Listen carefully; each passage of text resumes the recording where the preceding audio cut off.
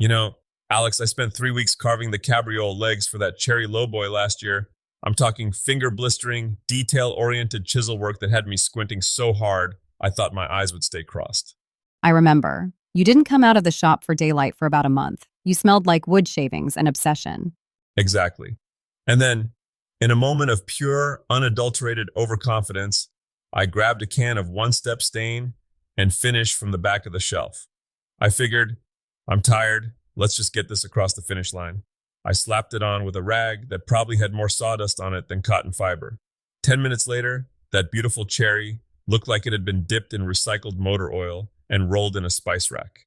I didn't just stumble, I performed a full body flop onto the finish line. It really is the ultimate woodworker's heartbreak, isn't it?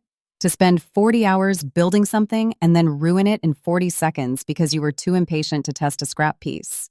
It's the finishing tax, and the IRS of the workshop is a cruel mistress. But that's what we're diving into today on the Tiger Den. We're stripping back the mystery, and hopefully not the skin off your knuckles, to look at the secrets professional furniture makers use to make a project look like it belongs in a gallery rather than a garage sale. I've heard you say before that the finish actually starts long before you ever crack open a tin of Osmo or polyurethane. It starts at the lumberyard, honestly. People think they can sand their way out of buying crumbly, wet construction pine from the big box store. If you're building a workbench, sure, go nuts with the framing lumber. But if you want a professional look, you've got to start with the good stuff. Cabinet-grade plywood like birch or oak and kiln-dried hardwoods. If the grain is fighting you before you even hit it with a plane, it's going to look like a topographical map of the Andes once the finish hits it. So, assuming we didn't buy a pretzel-shaped 2x4, let's talk about the part everyone hates. The penance, the sanding. Oh, there's no escaping the gnashing of teeth phase. Here's a little secret. Most people sand because they have to, but pros sand because they're hunting. You're hunting for those little pigtails, those tiny swirls the orbital sander leaves behind when you're moving too fast. If you don't get those out, the stain will find them, highlight them, and then laugh at you. I've seen beginners jump from 80 grit straight to 220 because they're bored. I'm guessing that's a recipe for a splotchy disaster. It's like trying to jump a canyon in a golf cart. You can't miss the steps. You start with 80 or 100 to get the rough stuff flat, then 120, then 150, and you usually stop at a 180 or 220 for most woods. If you skip a grit, you're trying to use a fine paper to remove deep scratches left by a coarse paper. It's like trying to polish a scratched diamond with a silk scarf. You'll be there until the sun burns out. And you sand everything, right? Not just the tops? Every single edge. I sand the pieces after I cut them, before I assemble them, after I assemble them, and then I give them a love tap with a high grit after the first coat of finish. If a piece of wood feels like it's got goosebumps after the first coat, that's the grain raising. You gotta knock those whiskers off, or the final piece will feel like a cat's tongue. Okay, let's say I've sanded until my hands are numb. Now I'm standing in the aisle at the store. It's an ocean of labels. Tung oil, Danish oil, polyurethane, shellac. I saw a video recently where a guy swore that hard wax oil, like Osmo, is the only thing anyone should ever use. Is there really a one finish to rule them all? If there was, we wouldn't have anything to argue about at the pub. Look, Osmo and those hard wax oils are the darlings of the industry right now because they're hard to screw up. They're non-toxic, they smell like a pleasant forest, and you basically just rub them in and buff them off. But they don't give you that mild, deep plastic shine that a high-gloss lacquer does. Why would I want plastic shine? Doesn't that look, well, cheap? On a rustic farmhouse table, yeah, it looks like you shrink-wrapped a tree. But on a high-end, mid-century modern sideboard, you want that crisp, glass-like reflection.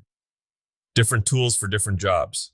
If you want something bulletproof for a kitchen table where kids are going to be dragging forks and spilling juice, you want a wiping varnish or a polyurethane.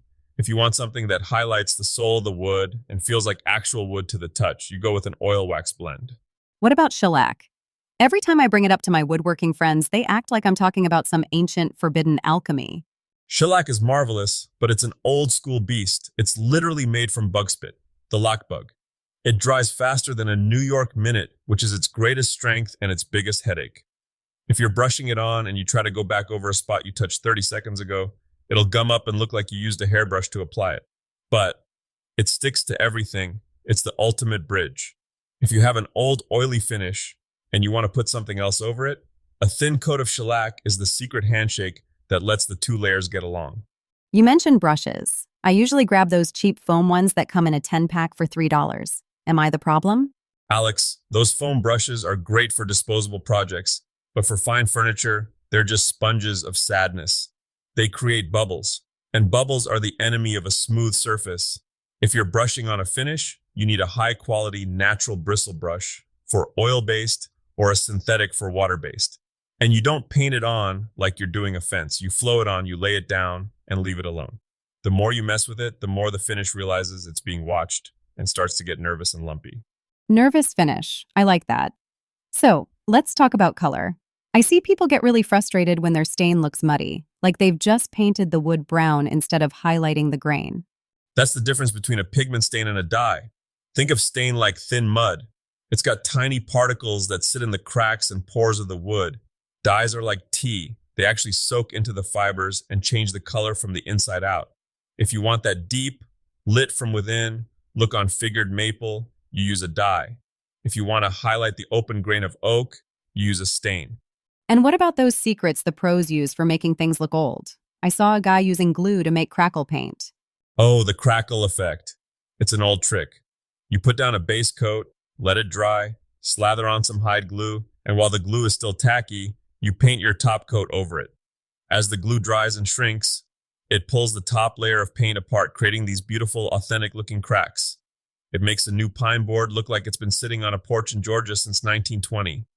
It's a bit of a party trick, but when it works, it's magic. You know, for all the technical talk about grits and chemicals, there's a real emotional component to this, isn't there? It's that moment of truth. It's the most terrifying and rewarding part of the whole build.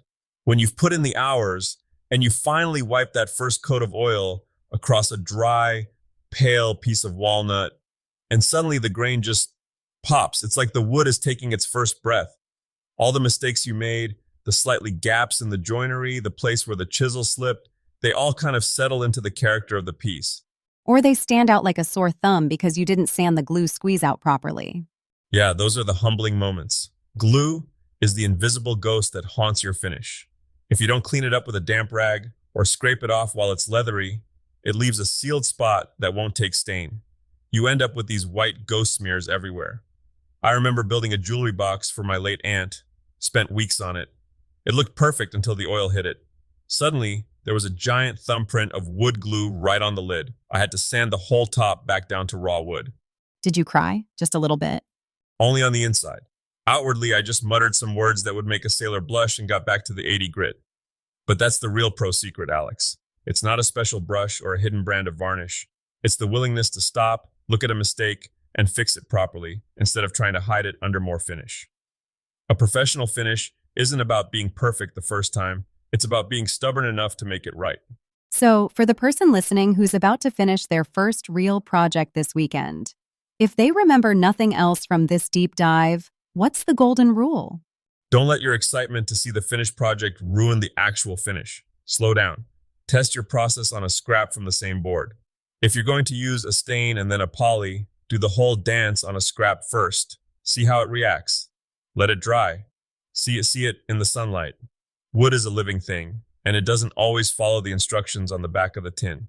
If you treat the finishing stage with the same respect you gave the joinery, the piece will live 100 years longer than you do.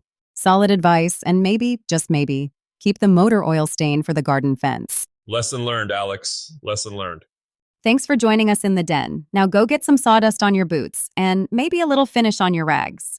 Just keep the rags spread out to dry afterwards. We don't need any spontaneous combustion stories for next week's episode. Is that a teaser? Let's just say the fire department in my town knows me by name.